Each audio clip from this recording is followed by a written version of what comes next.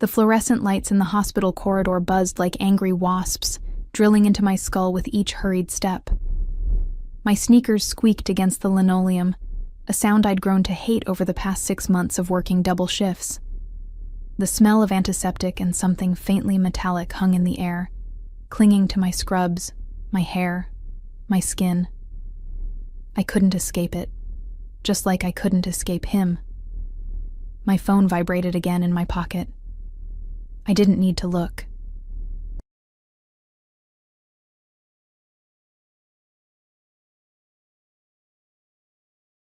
Marcus had already called 17 times today. 17. Each missed call was a promise, a threat wrapped in the memory of his voice. Smooth when he wanted something, jagged when he didn't get it. Emma, we need to talk about Lily. That's what his last voicemail said. As if he had any right to talk about our daughter. As if he hadn't disappeared for 3 years, leaving me to raise her alone in a 1-bedroom apartment with peeling wallpaper and a radiator that coughed more than it heated.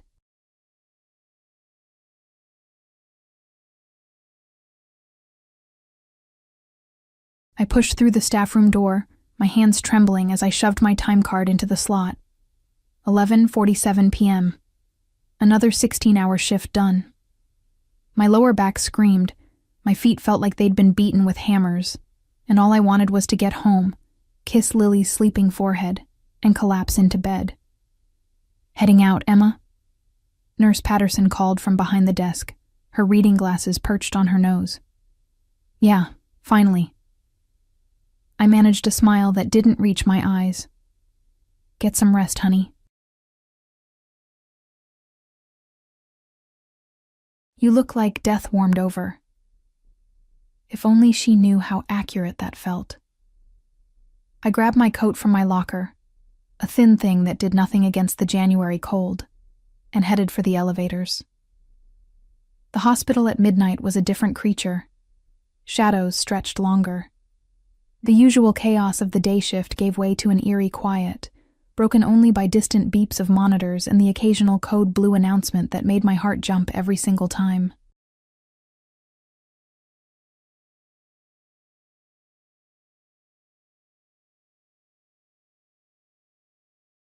The elevator dinged, and I jabbed the button repeatedly, a nervous habit I'd developed. Come on, come on. My phone buzzed again. I pulled it out. Marcus, I know you're getting off work.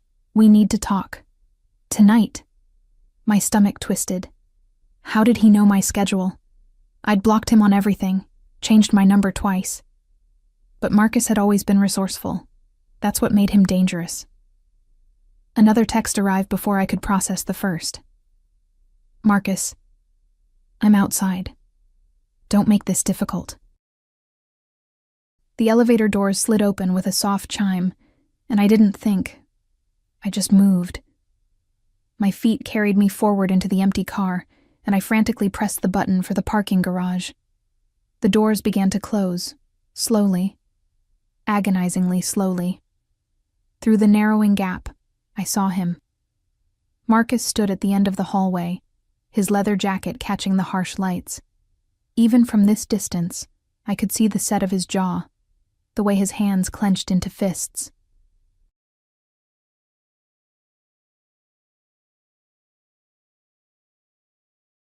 Our eyes met for a split second, and then he was running.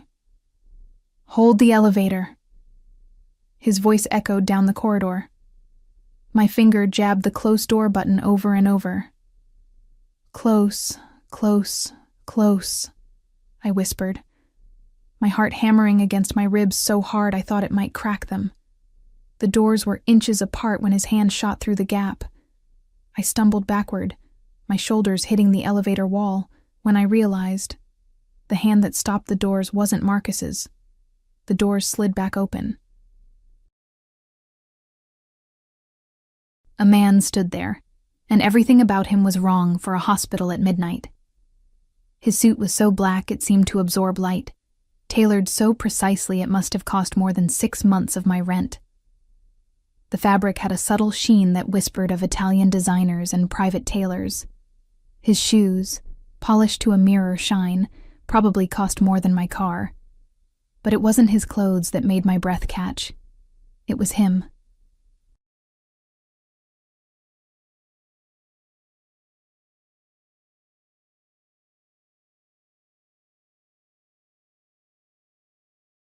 He was young, maybe 30, 32, with dark hair swept back from a face that belonged on magazine covers, not in county hospital elevators. Sharp jawline, olive skin, and eyes so dark they were almost black. Beautiful and terrifying in the same breath, like watching a storm roll in across the ocean. Behind him stood two men in matching dark suits, their builds suggesting they spent more time in gyms than boardrooms. One spoke into his wrist, murmuring something I couldn't catch.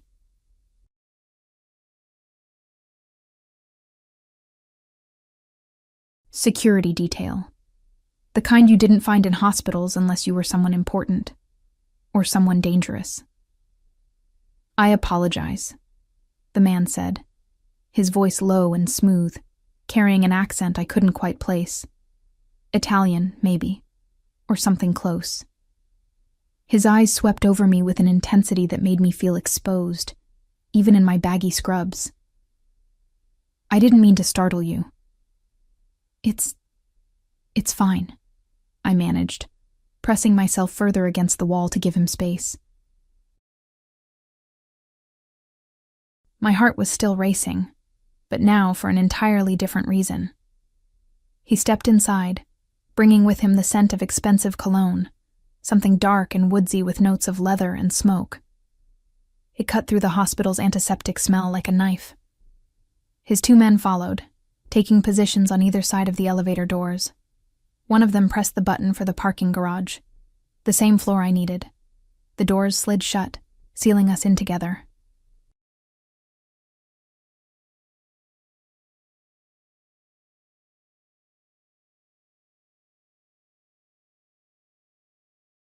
The elevator hummed as it began its descent.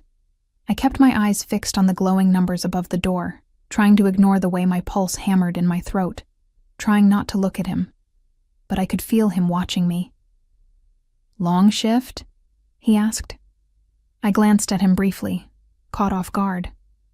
His expression was unreadable, but there was something in his eyes. Curiosity, maybe. Or assessment. Like he was trying to figure out a puzzle.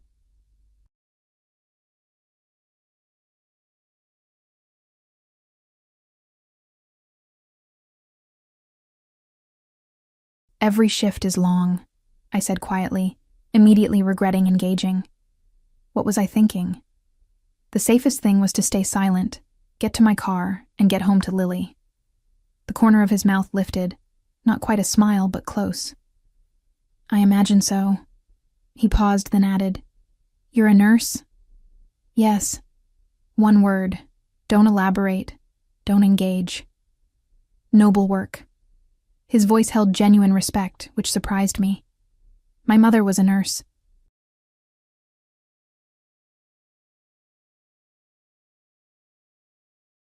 Before she... He stopped himself, something flickering across his face too quickly for me to read. The elevator jolted. I grabbed the railing, my knuckles going white. The lights flickered once, twice, and then the elevator shuddered to a complete stop. The gentle hum died. The emergency lights kicked on, bathing everything in a sickly red glow. "No," I whispered. "No, no, no." One of the guards immediately pulled out his phone, speaking rapid Italian into it. The other pressed the emergency call button. A crackling voice came through the speaker. "Elevator B is experiencing technical difficulties. Maintenance has been notified. Please remain calm." Remain calm. Right. Because I wasn't trapped in an elevator with three strange men. Because Marcus wasn't waiting for me outside. Because I didn't need to get home to my daughter. My breathing came faster. The walls seemed to press closer.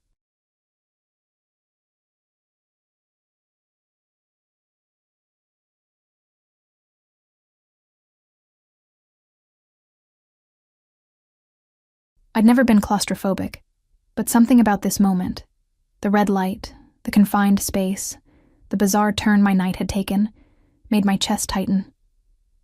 "Hey." His voice cut through my spiraling thoughts, gentle but commanding. "Look at me." I did, meeting those dark eyes. "You're safe," he said, as if that word meant something from his mouth, as if he could promise that. "My men will have this sorted quickly, 5 minutes, maybe less."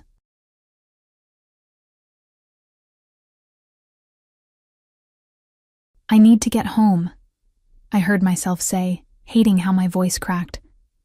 "My daughter, she's with my neighbor, and I'm already late, and—" I stopped, realizing I was babbling to a complete stranger. What was wrong with me? But something shifted in his expression. His eyes softened almost imperceptibly. "How old?" "What?" "Your daughter. How old is she?" 3. The word came out automatically. I clutched my phone tighter, as if holding it could somehow transport me home.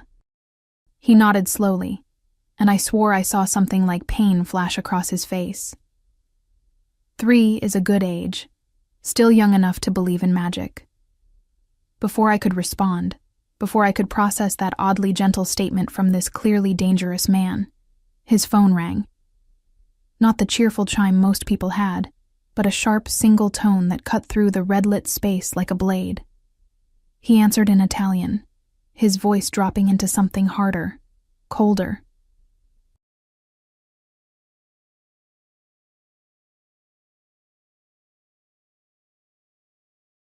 The language flowed from him like music, but the melody was all sharp edges. He spoke briefly, his expression never changing, then ended the call. "Marco," he said to one of his guards, "check the external panel." The guard, Marco apparently, nodded and immediately began examining the elevator doors, looking for some kind of manual release. I watched this unfold with a growing sense of unreality.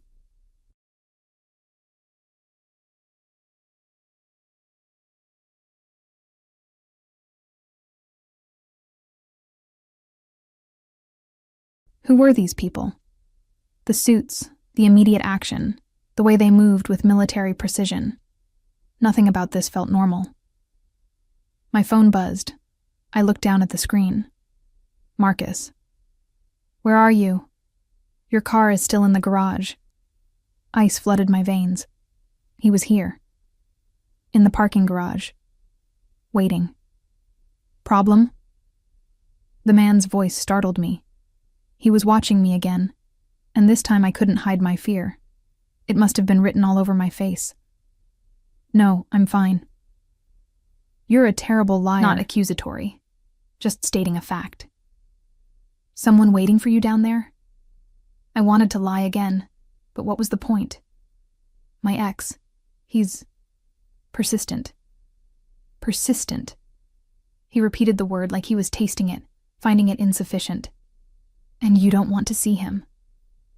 It wasn't a question, but I answered anyway. "No."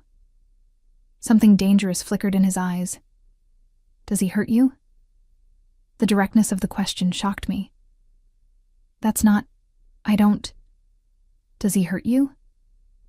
Demanding truth. Time. "He never hit me, if that's what you're asking. But I trailed off, unsure why I was even having this conversation. "He has my daughter's birth certificate, important documents. He's threatening to—" I stopped myself. This was insane.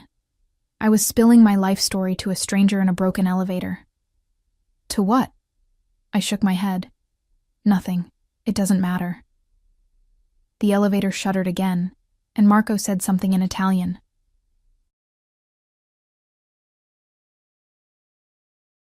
The man, I still didn't know his name, responded with a clipped sentence that sounded like an order. Then he turned back to me. "When these doors open," he said quietly, "where is your car?" "Section B, near the stairwell." I didn't ask why he wanted to know. Part of me didn't want to know. He pulled out his phone and made a call. More Italian, but slower this time, deliberate. I caught only one word, repeated twice. Seguire. Follow. He ended the call and looked at me. Really, not the way Marcus looked, calculating, possessive. Not the way men at the hospital sometimes looked, assessing, interested. This was different, intense, like he was memorizing every detail. What's your name? He asked. Emma. It came out as barely a whisper. Emma. The way he said it, with that slight accent, made it sound like a different name entirely. Something softer. I'm going to make sure you get to your car safely. And your ex, Marcus was it, won't bother you tonight. How did you... I didn't say his name. You have it written on your phone screen. He gestured to my hand, where I still clutched the device. You should change his contact name to something less personal. Makes it easier to disconnect. Before I could respond, the elevator lurched back to life. The normal lights flickered on, replacing the red emergency glow. The car began moving again, descending to the parking garage. Emma, he said as the numbers counted down.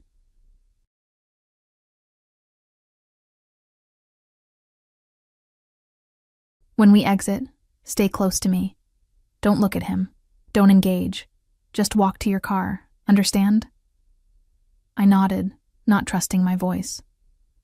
Good girl, he murmured, and something about those two words sent an unexpected shiver down my spine. The elevator dinged.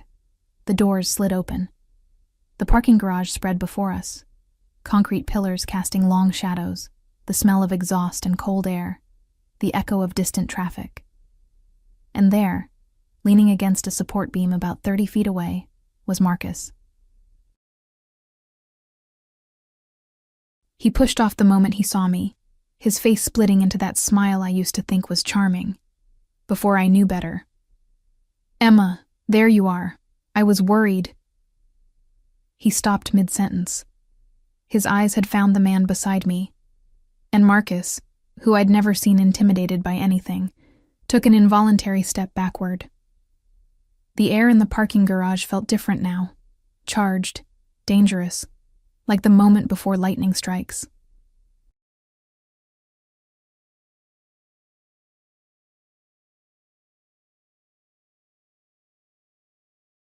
I stood frozen between two men, caught in a tension so thick I could barely breathe through it. Marcus's smile had vanished. His eyes darted from me to the man beside me, then to the two guards who had positioned themselves with military precision. One had moved slightly ahead, creating a barrier. The other stood at an angle that blocked any approach from the side. Professional. Practiced. Emma, Marcus said, his voice careful now, stripped of its usual confidence.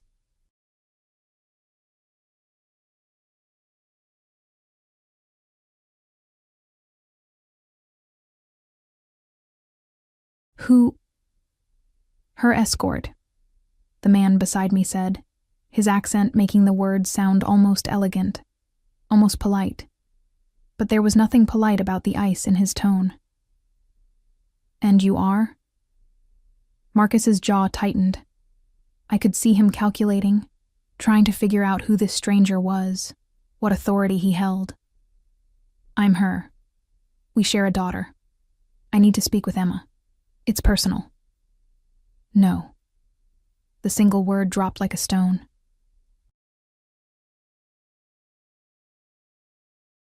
Excuse me? Marcus took a half step forward, and immediately both guards shifted. Subtle movements, but unmistakable in their message. The lady doesn't wish to speak with you. The man's voice remained calm, almost conversational, but something underneath it made my skin prickle. So you're going to walk away. Now. I should have said something. Should have told Marcus to leave, that I'd call him tomorrow, anything to defuse the situation.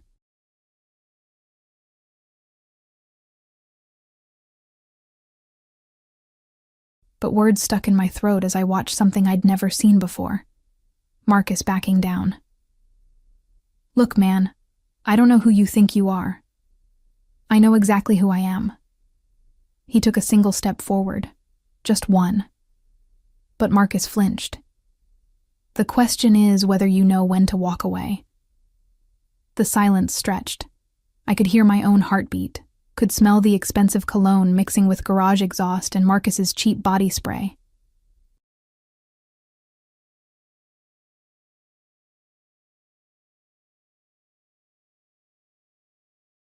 Could feel the heat radiating from the man beside me, even though he stood perfectly still.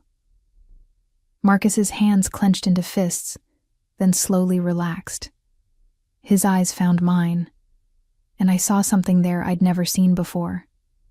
Fear, yes, but also fury at being dismissed, at being made small in front of me. "This isn't over, Emma," he said quietly. "Yes," the man beside me said, his voice dropping to something that made my stomach flip. "It is." Marcus held his gaze for another second, then turned and walked toward the exit. His footsteps echoed through the concrete space, each one feeling like a small victory. I watched until he disappeared through the stairwell door, half expecting him to turn back. He didn't. "Which car?" the man asked, his voice returning to that earlier gentleness. I pointed with a shaking hand toward my ancient Honda Civic, parked under a flickering light.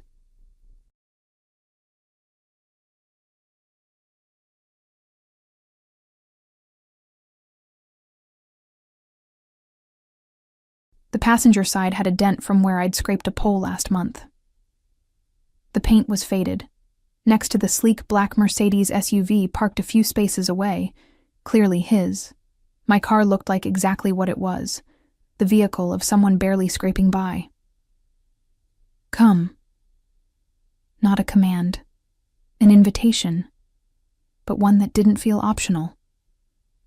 We walked across the garage, his guards maintaining their positions, one ahead, one behind.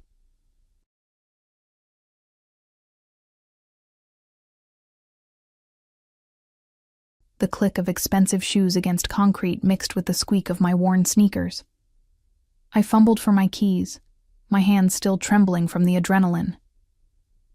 "Thank you," I managed as we reached my car. "You didn't have to." "Yes, I did." He studied my car for a moment, something unreadable crossing his face. "This is safe to drive?"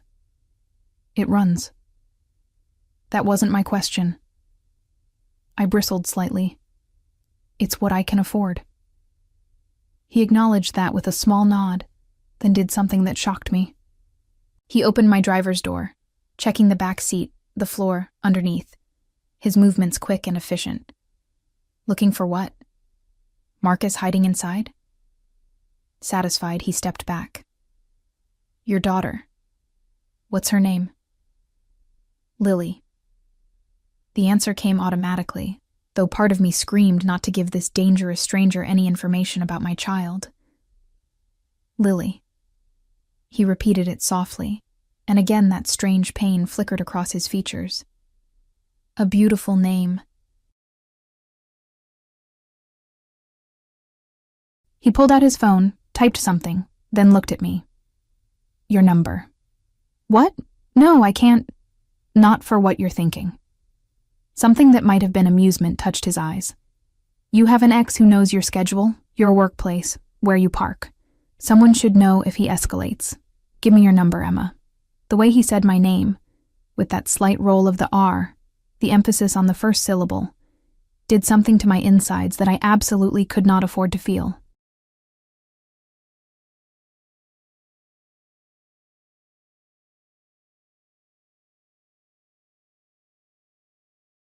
"I don't even know your name," I said, a weak protest.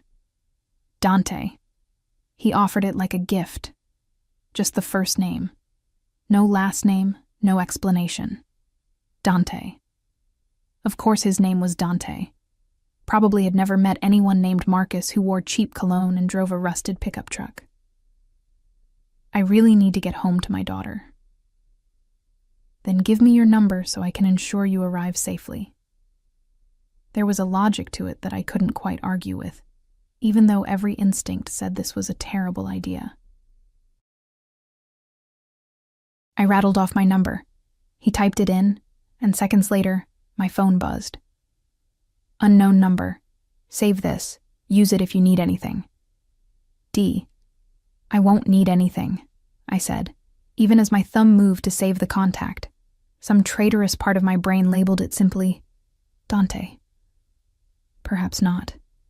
He stepped back, giving me space to get into my car. But if your ex returns, if he tries to contact you again, you call me. Immediately. Why would you? You don't even know me. Why would you care what happens to some random nurse you met in an elevator? For a long moment, he just looked at me. Then, my mother was a nurse. She worked herself to exhaustion caring for others, and when she needed help, no one was there. His voice had gone quiet, distant. I was 15, too young, too powerless to protect her from the man who should have loved her. I'm not powerless anymore. The raw honesty in those words hit me like a physical blow.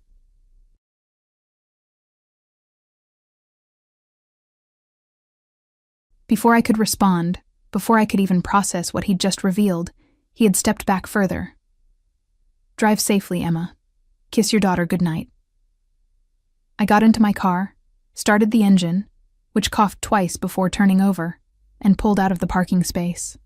In my rearview mirror, I watched him standing there, his guards flanking him, all three watching until I turned the corner and lost sight of them. The drive home took 20 minutes through empty streets.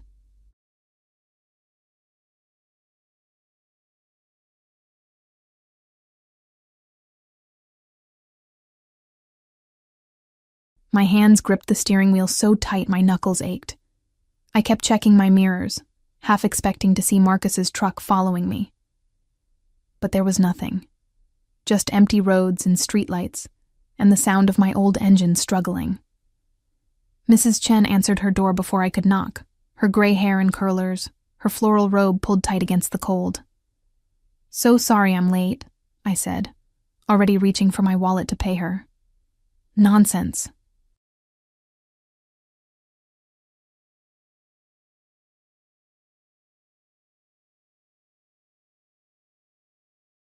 She waved me off like she always did, refusing payment even though I knew she needed it as much as I did. Lily's been asleep since 8, good as gold that one. I gathered my sleeping daughter from Mrs. Chen's couch, wrapping her in the blanket she refused to sleep without. She stirred slightly, her small hand fisting in my scrub top. "Mama?" she murmured, not quite awake. "I'm here, baby. I've got you."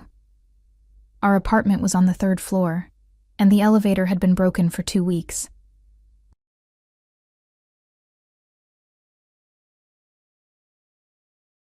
I carried Lily up the stairs, my exhausted muscles screaming with each step.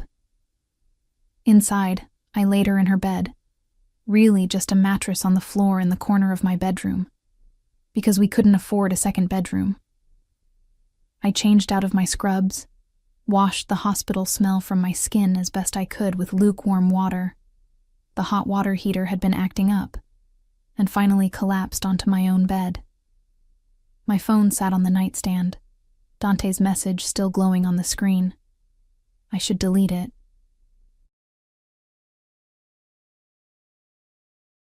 Delete the number, forget this entire bizarre night, and never think about the dangerous man in the expensive suit again. Instead, I saved the contact. My alarm went off at 5:30 a.m., which felt like minutes after I'd closed my eyes. Lily was already awake, singing softly to her stuffed rabbit. She'd always been an early riser, happy and bright no matter how little sleep I got. "Morning, Mama!" She scrambled over to me, her dark curls wild around her face.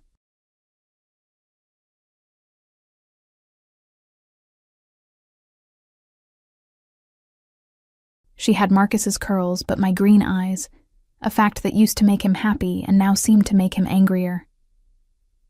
Morning, sunshine. I pulled her close, breathing in the baby shampoo smell of her hair. This was why I worked double shifts, why I lived in this tiny apartment, why I fought so hard. For these moments. I got her ready for daycare, the subsidized kind that smelled like industrial cleaner and had too many kids per teacher but was all I could afford.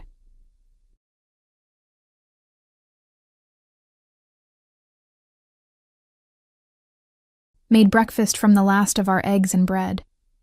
Ignored the stack of bills on the counter that I couldn't look at without my chest tightening. Marcus called twice while I was getting Lily dressed. I ignored both calls. The third call came as I was buckling Lily into her car seat. What, Marcus? We need to talk, today. I'm taking Lily to daycare. I have another shift in an hour. Then after. I'm not playing games anymore, Emma. I want custody papers drawn up, 50-50 split.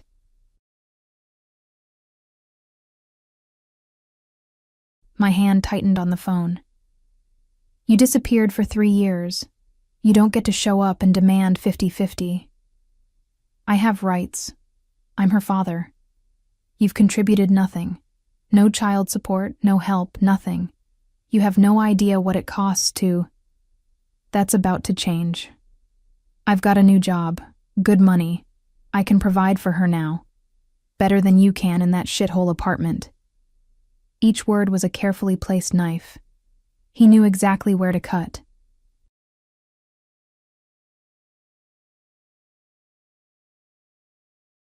Don't call me again, I said, my voice shaking. If you want to discuss custody, get a lawyer. Do it properly. You can't afford a lawyer, Emma. We both know that. So why don't we just work this out between us? I'll even let you keep her during the week. I just want weekends. No. No? His voice hardened. You don't get to just say no. I'll take you to court.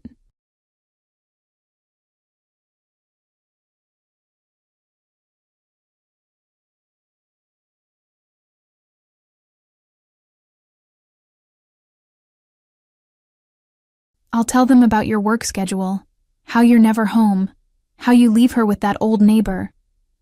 I ended the call, my hands shaking so badly I nearly dropped the phone. Mama sad? Lily asked from her car seat, her little face worried. No, baby. I forced a smile, turned around to squeeze her foot. Mama's fine. Let's get you to school, okay? The daycare drop-off was rushed. I kissed Lily 3 times, promised to pick her up at 6, and watched her run inside without looking back. That resilience, that joy, she got that from me. Or maybe from who I used to be, before life ground me down. The hospital shift blurred into the usual chaos.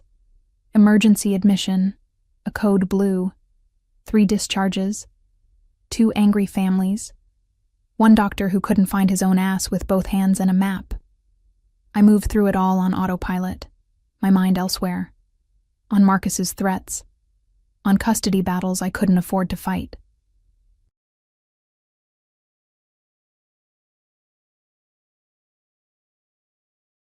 On a man named Dante with dark eyes who'd promised protection I had no right to accept.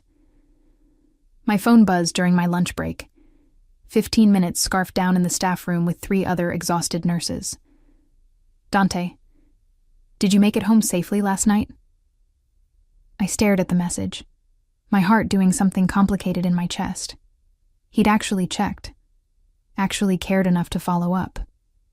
Me. Yes. Thank you again for your help. The response came immediately.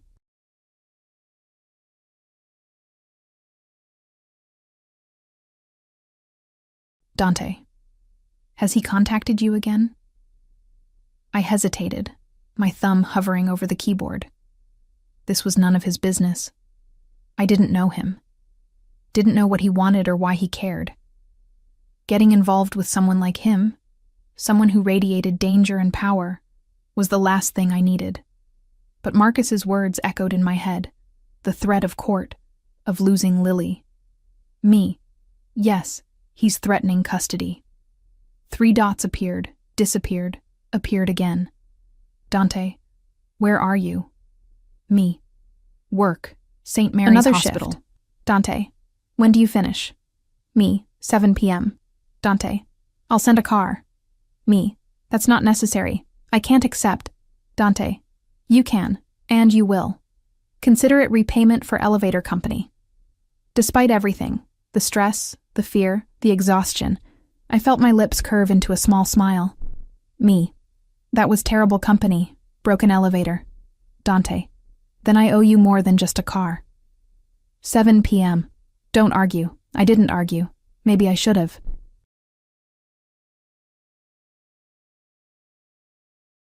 Maybe I should have recognized this for what it probably was.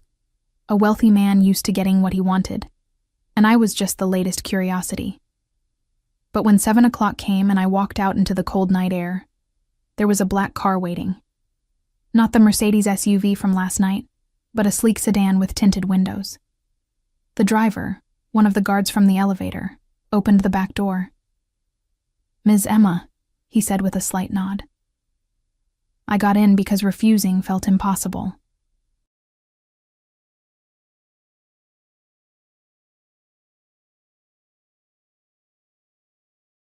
The interior smelled like leather and that same expensive cologne, and sitting in the back seat, looking at his phone with an expression of intense concentration, was Dante. He looked up as I slid in, and something in his face softened. "Hello, Emma." "This is too much," I said immediately. "You can't just... I can't accept this. You're accepting a ride home, nothing more." He gestured to the driver, who pulled smoothly into traffic.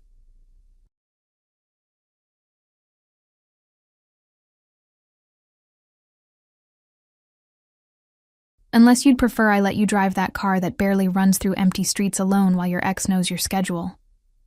How did you... I pay attention." He turned slightly in his seat to face me fully. "Tell me about the custody threat." "It's not your concern. I'm making it my concern. Tell me." And God help me, I did. Maybe it was exhaustion. Maybe it was the way he looked at me. Like I mattered. Like my problems weren't trivial.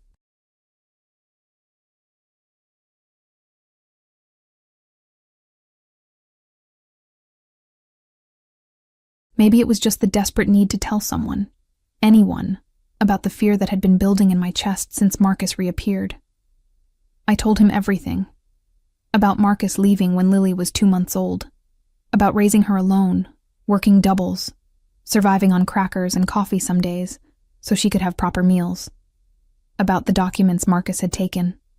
Her birth certificate, social security card, my passport. About his threats to take her, to prove I was unfit.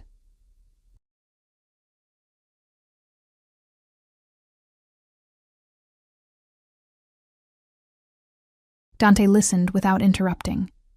His expression remained neutral, but I saw his jaw tighten with each detail. His hands, resting on his knee, slowly curled into fists.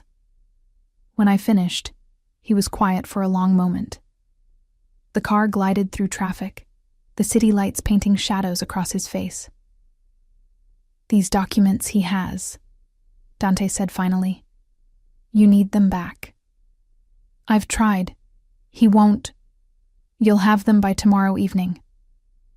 I laughed, a sharp, bitter sound. "You can't just... Marcus won't give them up. He's using them as leverage." Dante's eyes met mine, and something in them made my breath catch. "Emma," he said quietly, dangerously, "by tomorrow evening, you'll have every document, along with a signed statement from Marcus relinquishing all custody claims. I promise you this. How can you possibly... Do you trust me?" The question hung in the air between us. Trust him? I didn't even know him.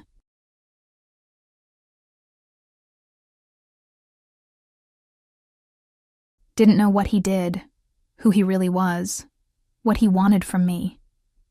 But when I looked into those dark eyes, I found myself nodding. Yes, I whispered, shocking myself with the truth of it. His hand moved slowly, giving me time to pull away. His fingers brushed my cheek, just a whisper of contact, but it sent electricity racing through my entire body. Then trust me to handle this, he murmured. No one threatens to take your child. No one. The car pulled up in front of my building. Through the window, I could see Mrs. Chen's light on. She was watching Lily again, because daycare closed at 6, and I never made it home in time. I should go, Dante said, pulling his hand back. Get your daughter. Rest. I'll call you tomorrow. I got out of the car, then hesitated, leaning back down. Why are you doing this? Really?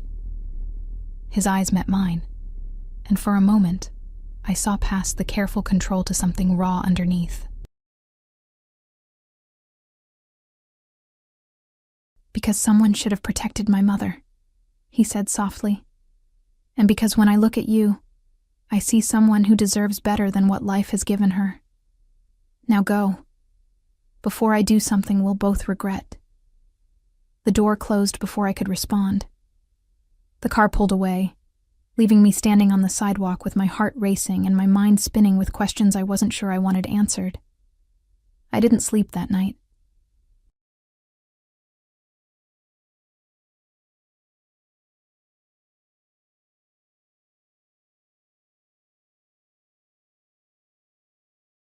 Every time I closed my eyes, I saw Dante's face.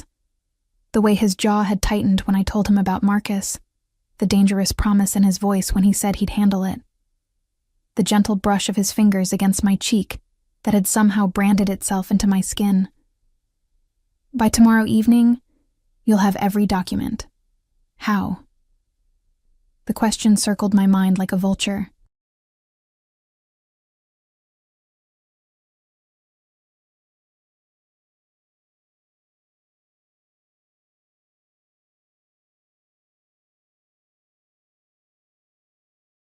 What kind of man could make promises like that with such absolute certainty?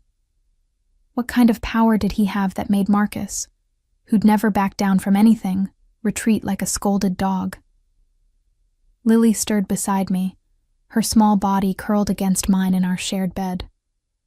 She'd had a nightmare around midnight, something about monsters under the stairs, and I'd pulled her close, breathing in the strawberry scent of her hair until her breathing evened out. She was everything.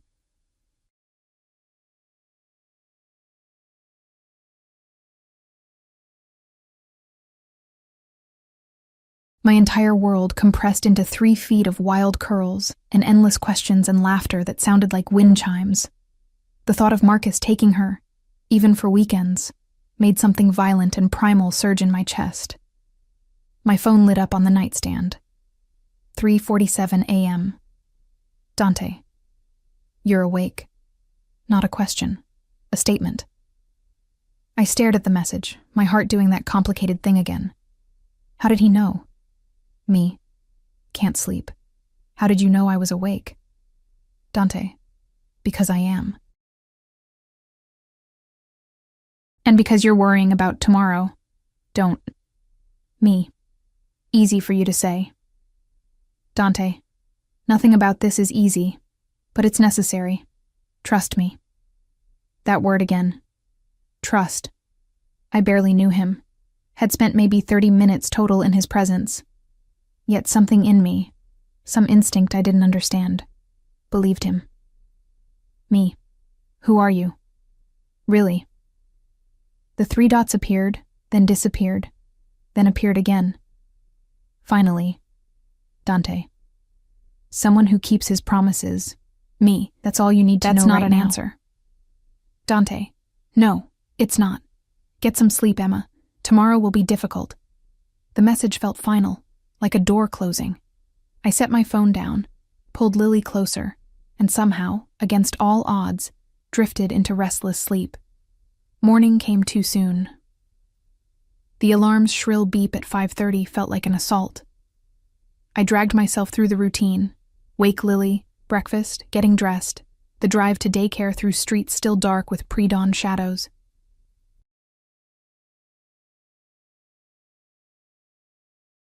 "Mama, why are you sad?"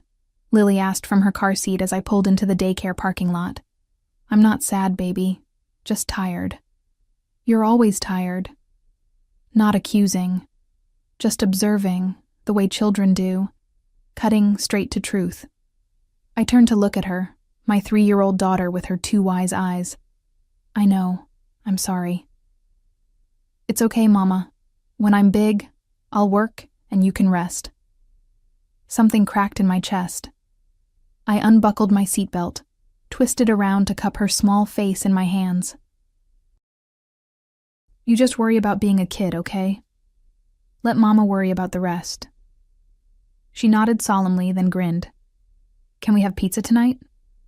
"Maybe. We'll see." "That means no." She'd figured out that particular adult code. "That means maybe," I corrected, kissing her forehead. "Now come on. Let's get you inside." The hospital shift dragged. Every minute felt like an hour.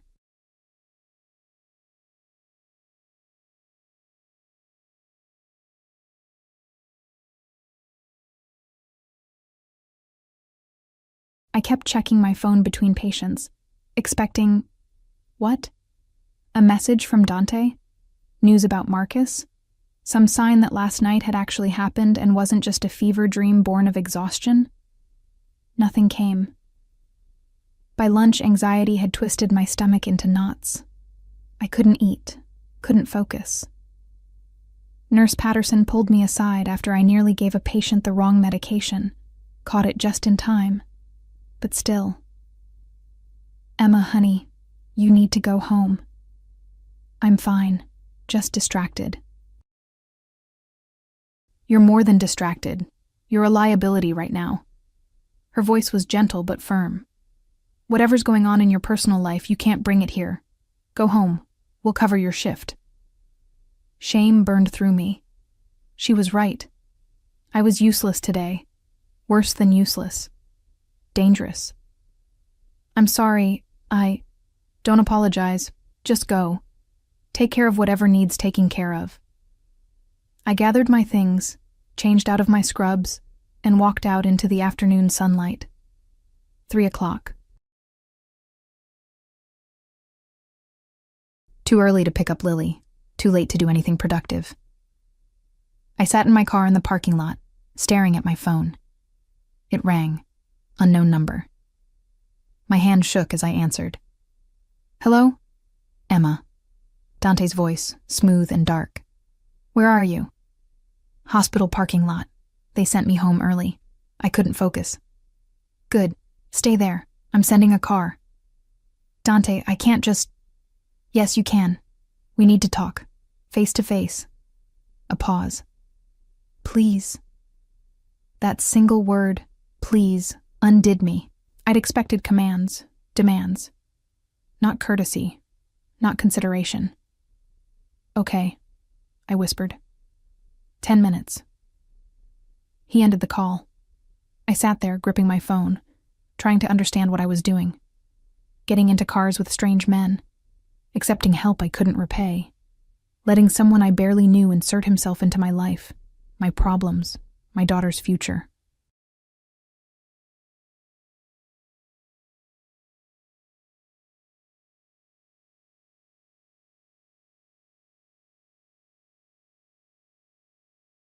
But what choice did I have? Fight Marcus alone with no money for lawyers? Lose Lily because I couldn't prove I was fit? Watch my daughter spend weekends with a man who'd abandoned her, who saw her as a possession to claim rather than a person to love? The black sedan pulled up exactly 10 minutes later.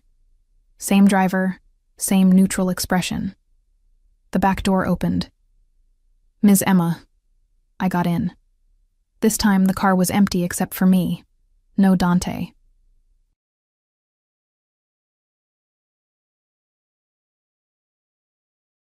just leather seats and that cologne scent, and the quiet hum of expensive engineering. "Where are we going?" I asked the driver.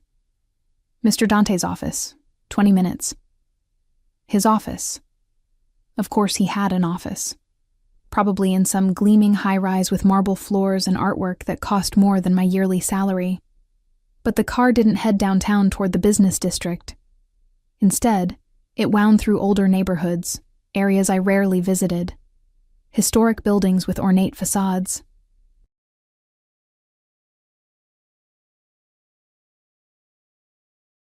Streets lined with trees that had seen decades pass. Old money. Real power. We pulled up in front of a 4-story brownstone that looked like it belonged in a movie. Ivy climbed the brick walls. The windows reflected the afternoon sun like mirrors. A discreet brass plaque beside the heavy wooden door read simply, "D. Salvatore, Private." The driver opened my door.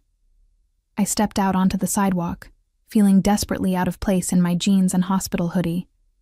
This was a mistake. I should leave. The door opened. Not Dante, but Marco, the guard from the elevator. He nodded to me. "Ms. Emma, please come in." Inside was somehow even more intimidating. Hardwood floors gleamed under tasteful lighting. Original artwork lined the walls. Not prints, but actual paintings with visible brushstrokes. A staircase curved upward, its banister carved wood that looked antique. And sitting in the office to the right, behind a massive desk of dark wood, was Dante. He stood when he saw me, and I felt that same jolt I'd felt in the elevator. He'd removed his suit jacket. His white shirt was unbuttoned at the collar, sleeves rolled to his forearms. Somehow this slightly undone version of him was even more devastating than the perfectly polished one.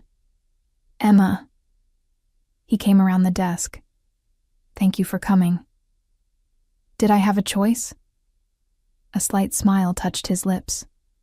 "Always. You always have a choice with me." Marco closed the door behind me, leaving us alone. The office smelled like old books and leather and that cologne that was becoming dangerously familiar. "Sit, please." Dante gestured to a chair facing his desk. Not the imposing office chair on his side, but a comfortable armchair that looked like it cost more than my car. I sat. He leaned against his desk, arms crossed, studying me with that intensity that made my skin prickle. "I promised you documents," he said, "and a signed statement from Marcus." My heart jumped. "You already? How is that possible?" "I had a conversation with your ex this morning. A very productive conversation." "What kind of conversation?"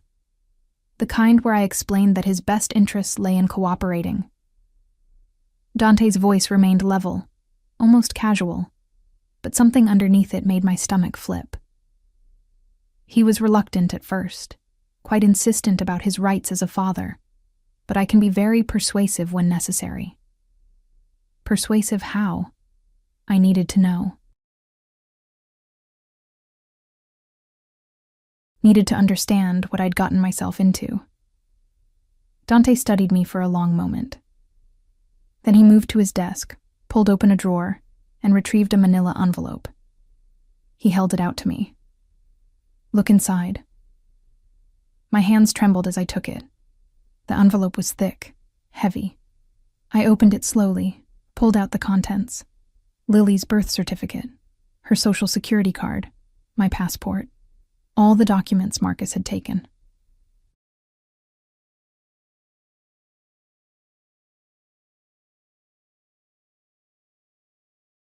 And beneath them, a notarized statement, signed and dated today, in which Marcus James Crawford relinquished all parental rights and claims to Lily Rose Crawford, agreed to have no contact with either of us, acknowledged receiving no coercion or payment.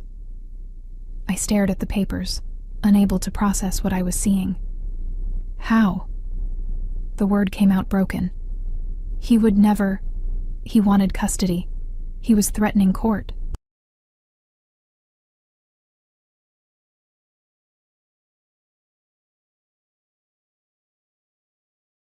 How did you? I showed him that fighting would be considerably more expensive than conceding. Dante's voice remained neutral. I had my people dig into his background, recent activities, the new job he mentioned. It's with a shipping company, the kind that doesn't ask many questions about what's being shipped. Your ex has been helping move merchandise that customs would find very interesting. Ice flooded my veins.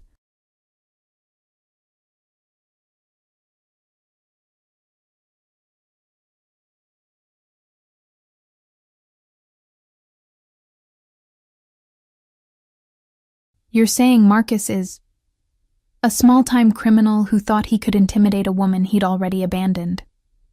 Yes. Dante pushed off the desk, began pacing slowly. I presented him with evidence. I explained that this evidence could reach certain authorities, or it could disappear. His choice. You blackmailed him. I gave him options. He stopped pacing, turned to face me. He chose wisely. I should have been horrified.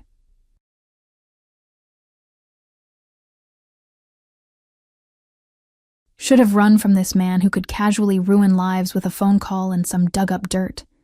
Should have recognized the danger I was in. Instead, I felt something warm spreading through my chest.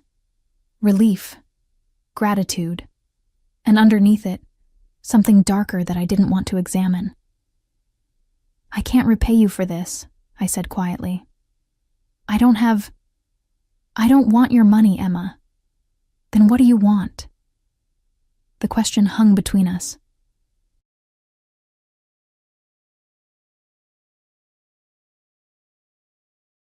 Dante crossed the space slowly, deliberately, until he stood directly in front of my chair, close enough that I had to tilt my head back to meet his eyes.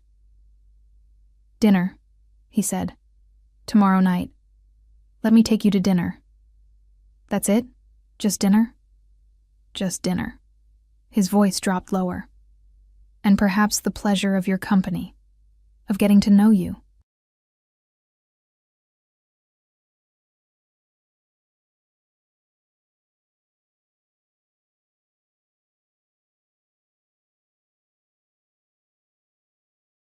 Of understanding why a woman who works herself to exhaustion for her daughter, who drives a car that barely runs, who lives in an apartment with broken heat, still manages to smile at strangers in elevators.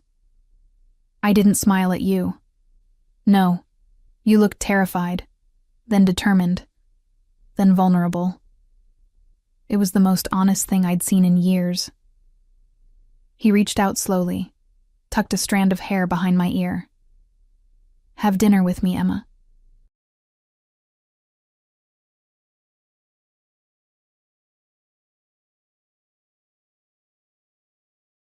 Let me give you one evening where you don't have to worry about bills or custody, or whether your ex will show up at your work. Every rational part of my brain screamed, this was a terrible idea. I didn't know him. Didn't know what he really did. What kind of man blackmailed people as casually as ordering coffee. Didn't know what he wanted beyond dinner, what price would eventually come due. But I was so tired of fighting alone.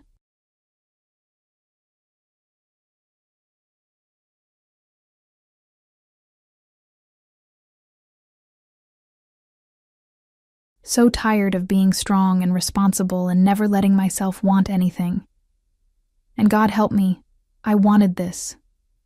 Wanted him. Wanted one night where someone else was the strong one, where I could just be. Okay, I heard myself say. Dinner. Tomorrow night. Something flashed in his eyes. Triumph, yes, but also something softer. Relief, maybe. Like he'd genuinely worried I'd say no. I'll pick you up at 7. Wear something comfortable. Bring nothing but yourself. have to pick up Lily at 6 from daycare. Already arranged. My people will collect her, bring her to a secure location with appropriate care. I stood abruptly, the papers falling from my lap. Absolutely not. You're not taking my daughter anywhere. I don't care what you did for me, you're not... Emma. His hands caught my shoulders, steady and warm. Breathe. Listen to what I'm actually saying. I was shaking, I realized.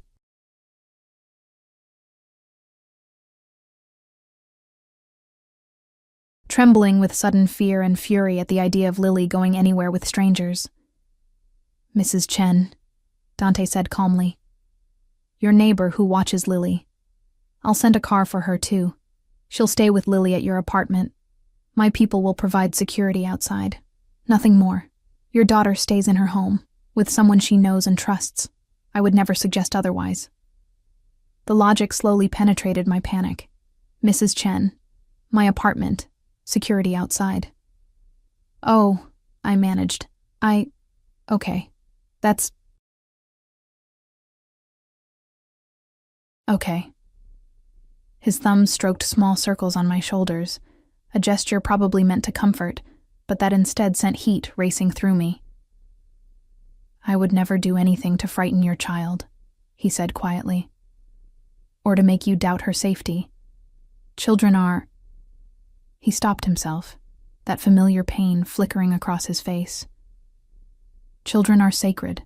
They should be protected, cherished, never used as weapons or bargaining chips.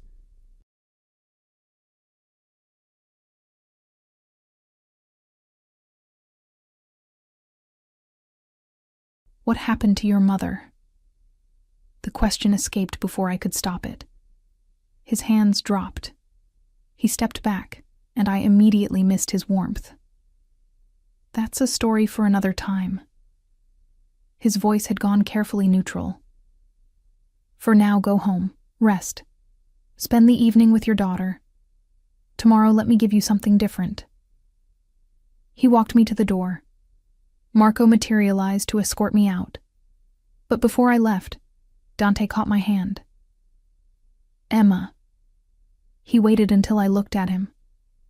Thank you for trusting me, for giving me this. You're the one who helped me. I should be thanking you. You did, by saying yes. He lifted my hand, pressed his lips to my knuckles, a gesture so old-fashioned and unexpected that my breath caught. Tomorrow, I echoed. The ride back to my car felt surreal. I clutched the envelope of documents like a lifeline, proof that this had actually happened, that Marcus was gone, that Lily was safe.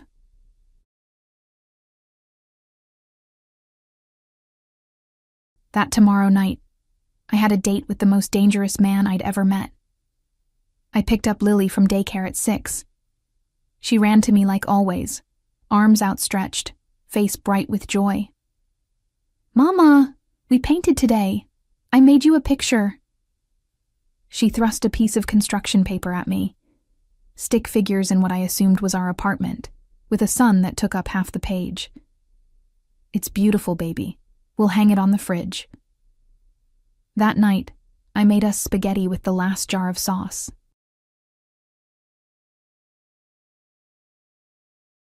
We ate sitting on the floor because our tiny table had a broken leg I hadn't fixed yet. Lily chattered about her day, about juice boxes and playground politics, and how Tommy said girls couldn't be astronauts, but she told him he was wrong. You're absolutely right, I told her, twirling pasta on my fork. Girls can be anything they want. Even Mama? The innocent question hit harder than it should have. Even Mama. Then why are you always sad? I set down my fork.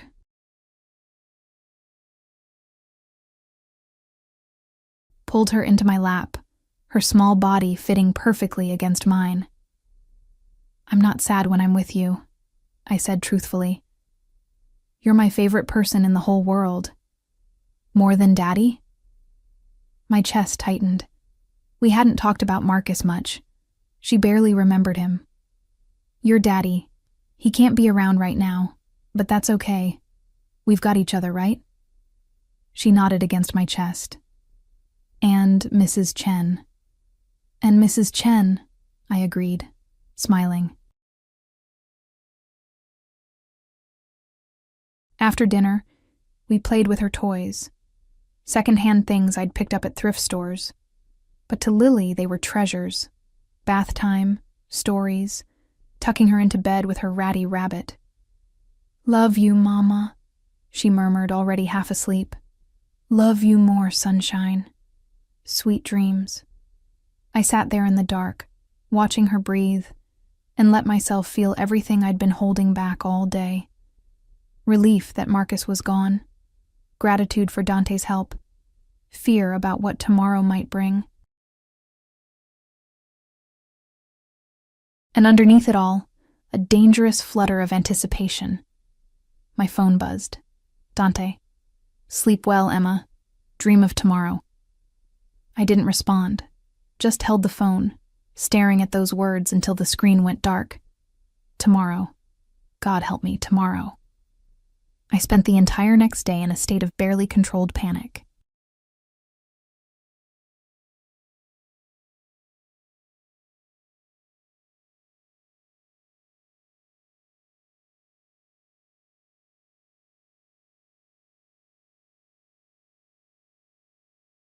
What did one wear to dinner with a man like Dante? My closet offered exactly 3 options: hospital scrubs, worn jeans, or the single black dress I'd bought for a hospital fundraiser 2 years ago and never wore again. The dress had a small stain near the hem that I'd never quite gotten out. It would have to do. Mrs. Chen arrived at 6:30, right on schedule, but not alone. A black car idled at the curb, and the driver, not Marco, someone new, handed her a gift bag before driving away.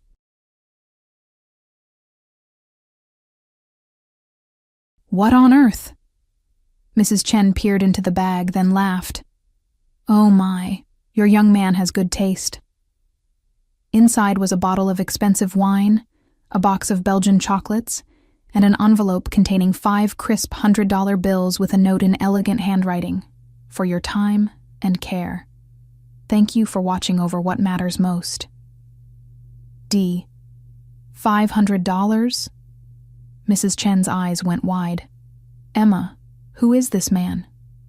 "Someone helping me with a situation." I couldn't quite meet her eyes. "It's complicated. Complicated rich, apparently." She tucked the money into her purse, but her expression remained concerned. "Be careful, dear. Men like that, men who have this kind of money, they don't do things without expecting something in return." "I know." My stomach twisted. "I'm being careful."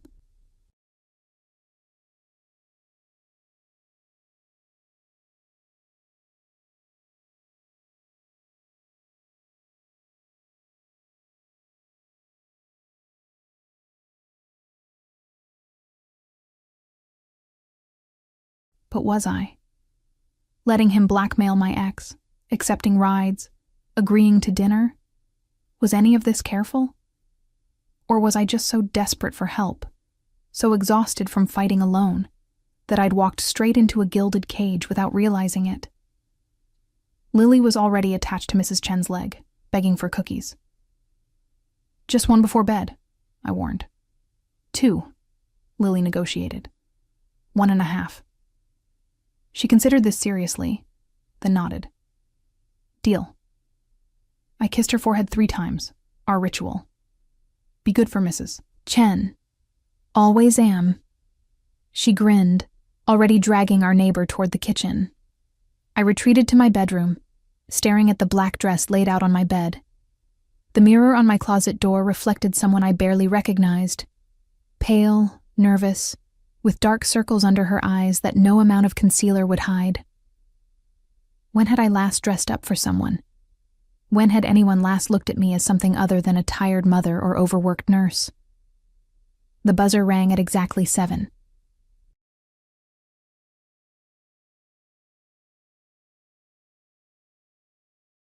My heart slammed against my ribs. "Emma, your gentleman is here," Mrs. Chen called, her voice carrying that knowing tone elderly women perfected over decades. I took one last look in the mirror, smoothed down the dress that suddenly felt too tight and too revealing all at once, and walked out. Dante stood in my tiny living room, and he looked obscenely out of place. His charcoal suit probably cost more than 6 months of my rent. His shoes gleamed.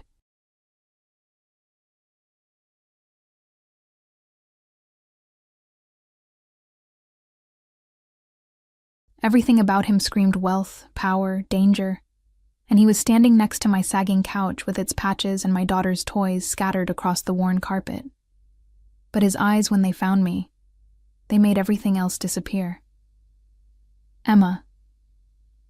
My name in his mouth sounded like prayer. He crossed the small space in 3 strides, stopped just close enough that I could smell that cologne, feel the heat radiating off him. "You look beautiful." "I look tired," I corrected automatically.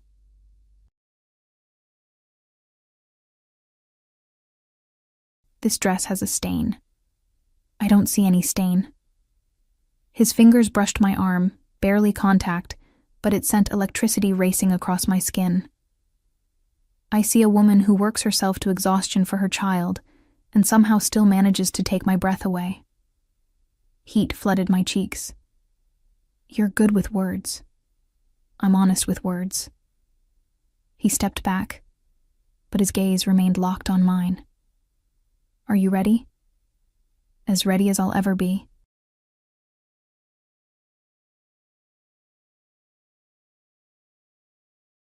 Lily chose that moment to peek around the corner, her eyes going wide at the sight of Dante. "Mama, who's that?" My heart stopped. This was a mistake. Letting him into my home, my life, meeting my daughter. But Dante surprised me. He knelt down slowly, bringing himself to Lily's eye level. No looming, no intimidation, just gentle. "Hello," he said softly. "You must be Lily. Your mama has told me about you." Lily studied him with the serious intensity only 3-year-olds could manage. "You're fancy." A smile tugged at his lips, genuine, reaching his eyes. "A little bit, yes. Is that okay?" "I guess." She tilted her head. "Do you make Mama smile?" The question hit me like a physical blow, out of the mouths of babes. Dante's eyes flickered to mine, something vulnerable in them, before he looked back at Lily. "I'm certainly trying."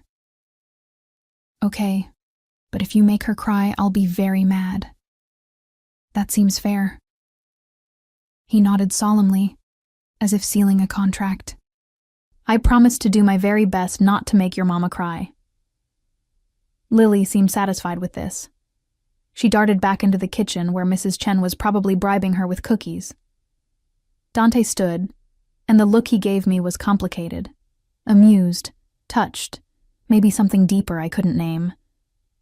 "She's fierce," he said quietly. "Like her mother." "She's everything," I whispered back. "I know." He offered his arm, old-fashioned and courtly.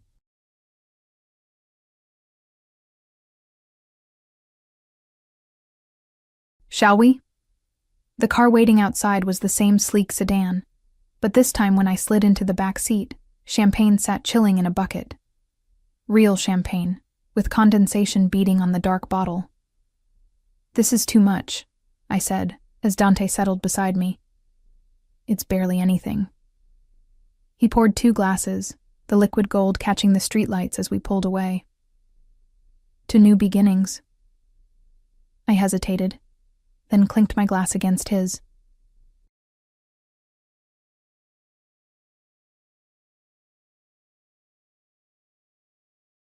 The champagne tasted like stars and possibilities, things I'd almost forgotten existed. We drove through the city as dusk settled, painting everything in shades of orange and purple. Dante sat close enough that our knees occasionally brushed, sending little shocks through me each time. He asked questions about Lily, about nursing, about how I'd ended up in this city. I found myself talking.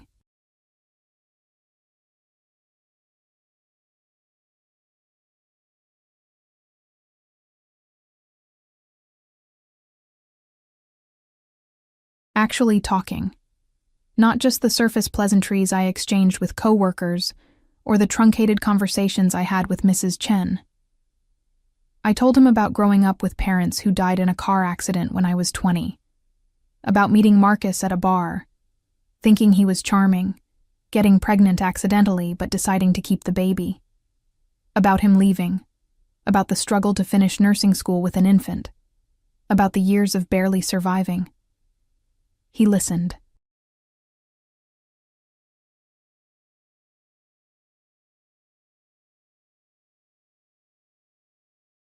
Really listened, not just waiting for his turn to speak. His hand found mine at some point, fingers threading through mine like it was the most natural thing in the world.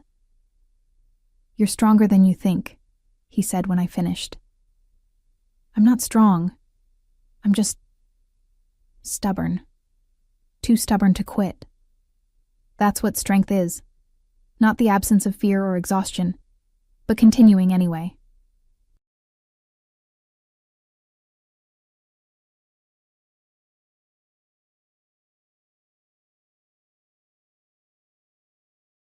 The car pulled up in front of a restaurant I'd seen featured in magazines, the kind with a year-long waiting list and prix-fixe menus that cost what I made in a week. No neon sign, just a discreet plaque beside an elegant door. "Dante, I can't. This is. You can." He helped me out of the car, his hand warm at the small of my back. "Tonight, you let me take care of everything. No worrying about prices or appropriateness. Just be. Can you do that?" I wanted to argue. Wanted to maintain some independence, some pride. But the warmth in his eyes, the gentle pressure of his hand, the promise of one evening where I didn't have to be strong, it undid me. "Okay," I breathed. "Okay." Inside, the maitre d' greeted Dante by name. We were escorted to a private corner table, tucked away from other diners.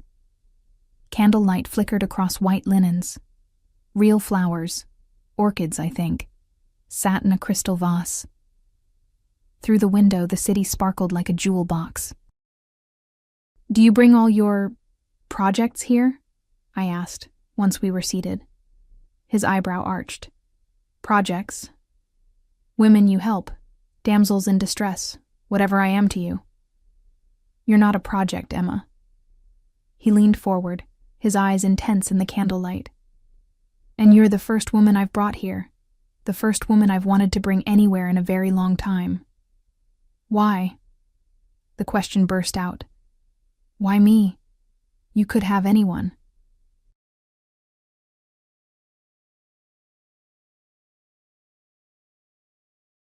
Someone who fits into your world, who knows which fork to use, who doesn't show up in a stained dress from a thrift store. That dress isn't stained.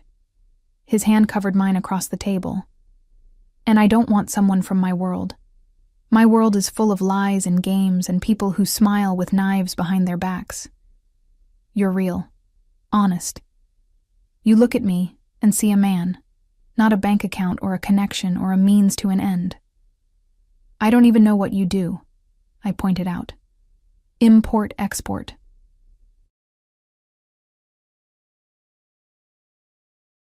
He said it smoothly, practiced. "Among other ventures." That's not an answer. No, it's not. He didn't look away. "I do things that exist in gray areas, things that keep me awake at night sometimes, things I justify by telling myself I operate by a code, that I protect what's mine, that I'm better than the animals I deal with. But at the end of the day, I'm not a good man, Emma. I want you to understand that. You helped me. You protected my daughter. That sounds pretty good to me." I blackmailed a man, threatened to destroy his life, had people dig through his private business, would have done worse if necessary. His thumb stroked the back of my hand, the gesture at odds with his words. I'm possessive, controlling. When I want something, I take it. When someone threatens what's mine, I eliminate the threat. These aren't good qualities. And what am I? My voice came out barely above a whisper. Something you want? Something that's yours? His eyes darkened. Yes.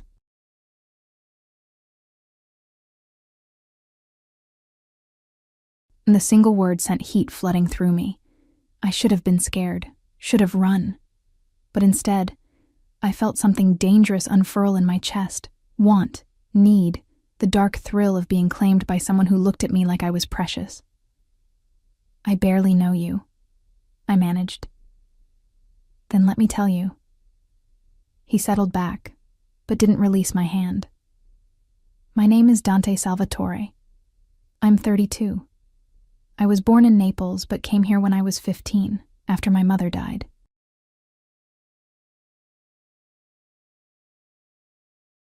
I took over my father's business, the legitimate and the less legitimate parts. I have no siblings, no wife, no girlfriend, no children.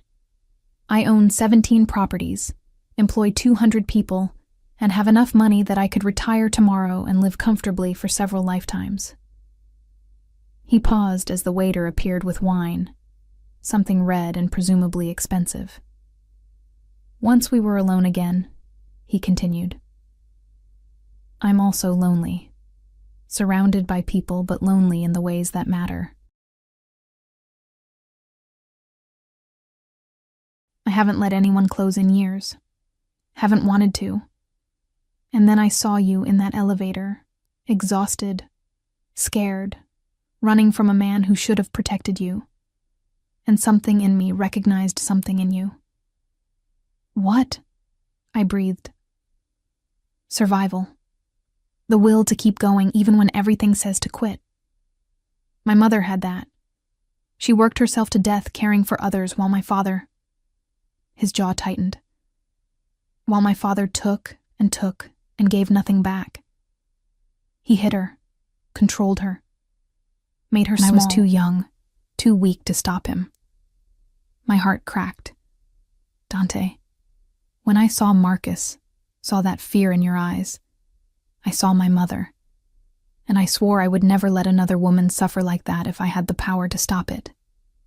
His eyes met mine, fierce and vulnerable. So yes, I want you. Yes, you're already mine in my head, in my heart. But I'll never cage you, Emma. Never make you small. I'll give you everything. Ask for nothing but your honesty and your presence. No strings. No obligations. I don't believe that, I said softly. Everyone wants something. Then I want this. He raised my hand to his lips, pressed a kiss to my palm that made my breath catch. Your company, your smile, the privilege of making your life easier, of giving you things you deserve, security, comfort, moments of joy.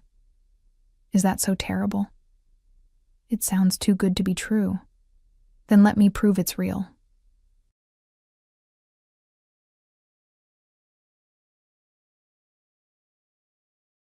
The food arrived, course after course of things I couldn't pronounce but that melted on my tongue.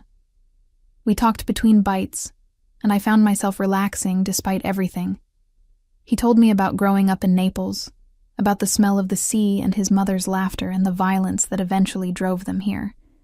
I told him about nursing school, about Lily's first word, Mama, of course, about the small joys I found in my exhausted life.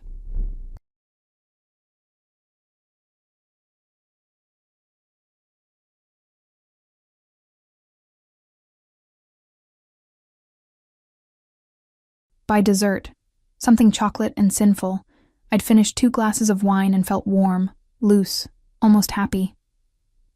I should check on Lily, I said, pulling out my phone. Already done. He showed me his phone. A text from Mrs. Chen with a photo of Lily asleep in her bed, Rabbit clutched tight. I had my people check in. All is well. Your people. I shook my head, smiling. You have people. I have people, he agreed, amused. And now they're your people too. Whatever you need, rides, security, someone to fix that broken table leg, just call. I can't accept. Yes, you can. He leaned forward. Emma, let me be very clear. I want to take care of you, not because I think you can't take care of yourself, but because you shouldn't have to. Not alone. Not anymore. Tears pricked my eyes. Exhaustion, whine. The overwhelming relief of someone actually seeing how hard I'd been fighting. Hey. He reached across, brushed away a tear with his thumb. Not tonight. Crying. These are good tears, I managed. Still tears. And I promised your daughter I wouldn't make you cry. That startled a laugh out of me. She's 3. She doesn't understand context. She understands what matters. His hand cupped my cheek, thumb stroking softly. Emma, I need to tell you something. And I need you to really hear me. My heart kicked into a higher gear. Okay. From the moment you stepped into that elevator, you've been under my protection. That's not a request or a negotiation. It's a fact. Anyone who threatens you, who tries to hurt you or take your daughter, they'll answer to me. And trust me when I say no one wants that. That's... I searched for words. Intense. I'm an intense man, especially about things I care about. His thumb traced my lower lip, sending sparks through my entire body.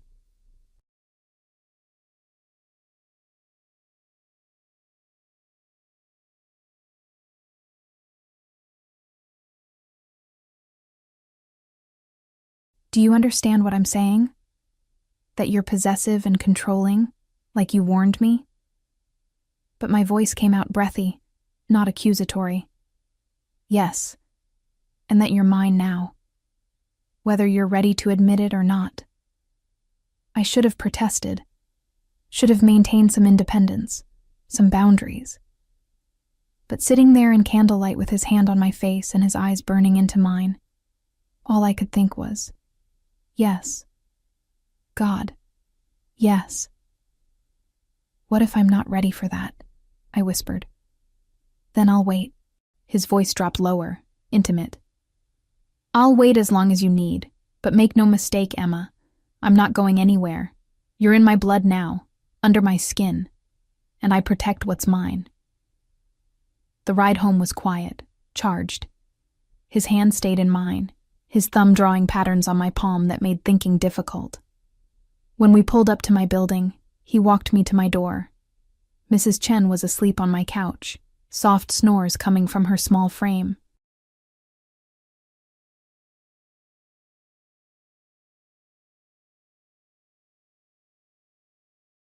Dante pulled out his phone, and within minutes one of his people arrived to drive her home. Payment for the evening, he explained quietly. Once she was gone, we stood in my doorway. Just us and the sleeping child down the hall and the weight of everything unsaid. Thank you, I managed. For tonight. For everything. Emma. He stepped closer, backing me gently against the doorframe. Can I kiss you? My breath caught. Yes. His lips met mine slowly, carefully, like I was something precious that might break. But I didn't break. I melted. His hands cupped my face, his body pressed close, and the kiss deepened into something that made my knees weak. When he finally pulled back, we were both breathing hard. I should go, he murmured against my lips, before I forget how to be a gentleman. What if I don't want a gentleman? His eyes flared dark. Don't tempt me.